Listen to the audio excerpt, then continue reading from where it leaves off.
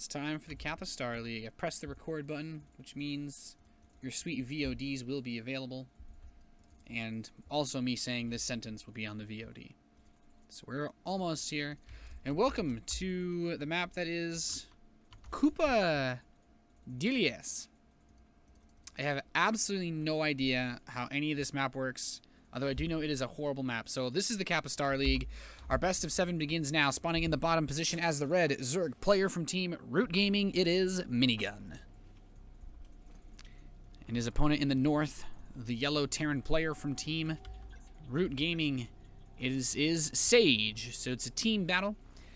If you guys are not familiar with the Kappa StarLeague, it is a best of 7 reverse race, but both players play Protoss, so we've agreed that they will switch between Terran and Zerg each game.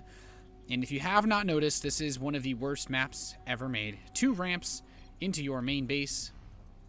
And yeah, of course, that's makes life really easy. So let's see, I haven't studied this, but this ramp does not actually lead anywhere. It just leads to additional bases and a very long back door. A very long back door. So it's not really easy to attack the player through this.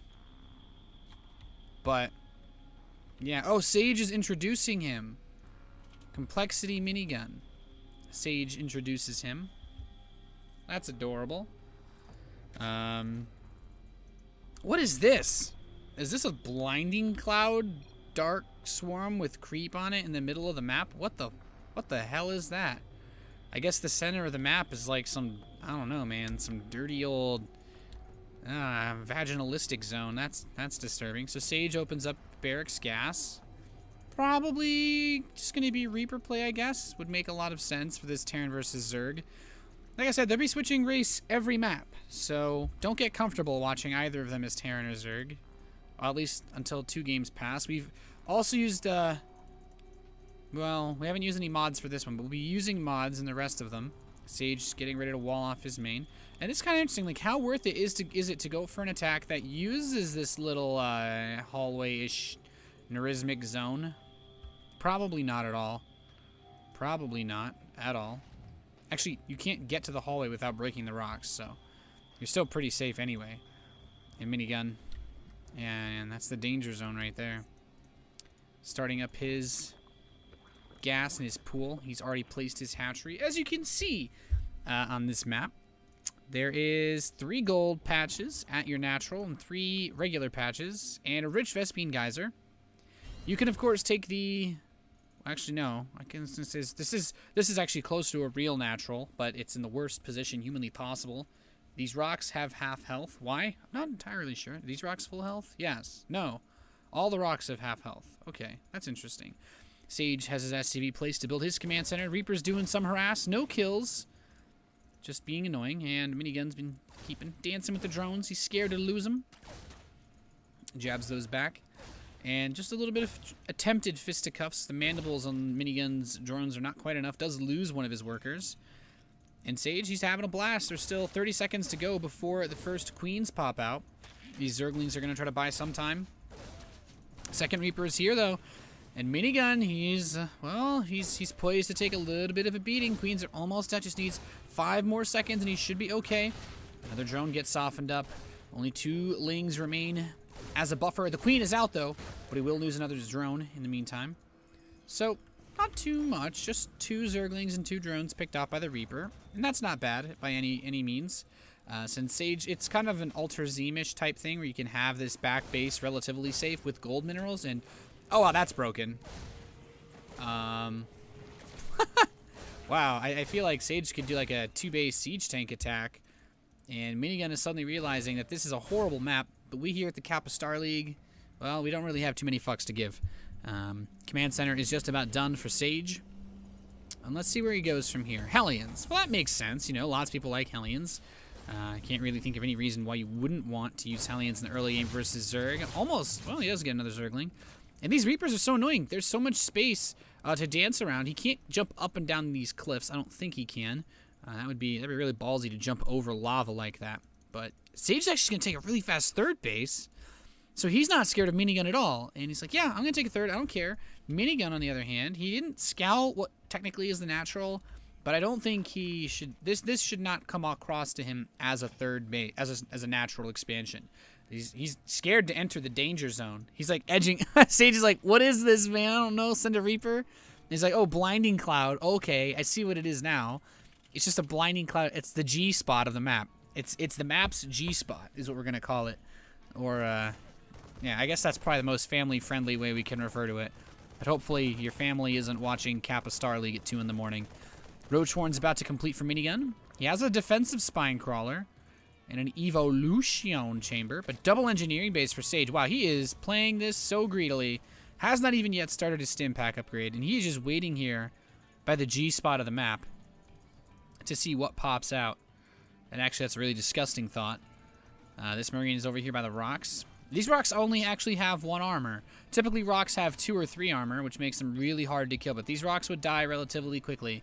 And Minigun does send a few Zerglings. He recognizes that he can kill these rocks. They're basically like a building, a normal building. And the spine with the Queens is positioned to stop the Hellion Reaper harass. Although the Reapers can still jump around here. But here comes Sage. And he moves towards the ramp and takes a bit of peppering. Almost loses a Hellion.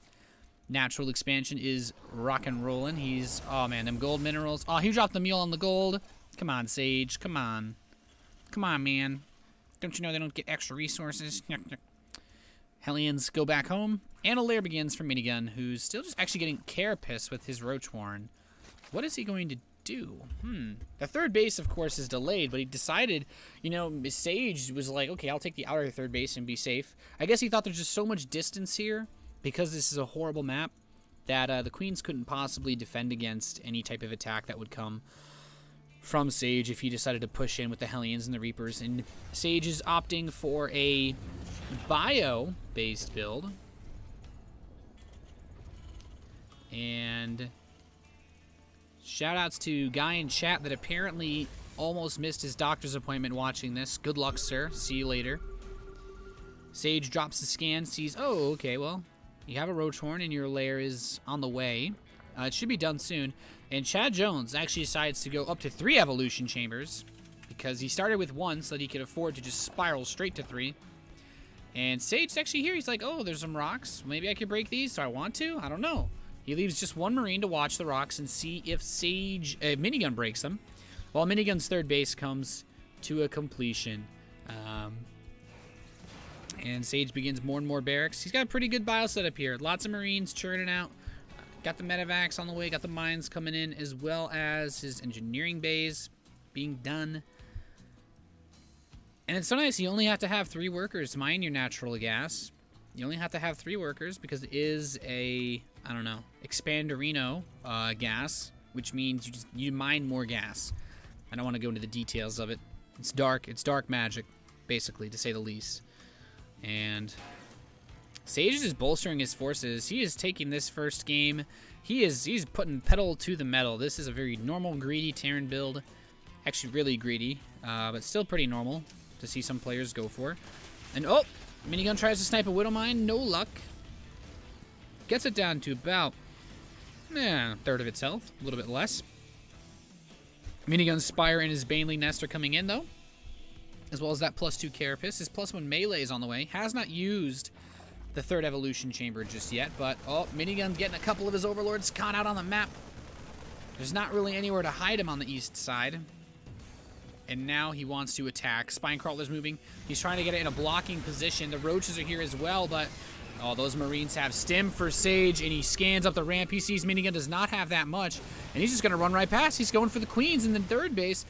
And oh, Minigun, his 3rd base is under attack. Sage is pushing in at that little hallway on the east side. Quite difficult to penetrate as the Root Gaming Terran player just destroys everything in Minigun's 3rd, and he is going to he's going to destroy everything. That's it. There's nothing left here. 14 Zerglings on the way, 3 Mutas, but Sage takes game number 1 after Minigun taps out. So not bad play. Sage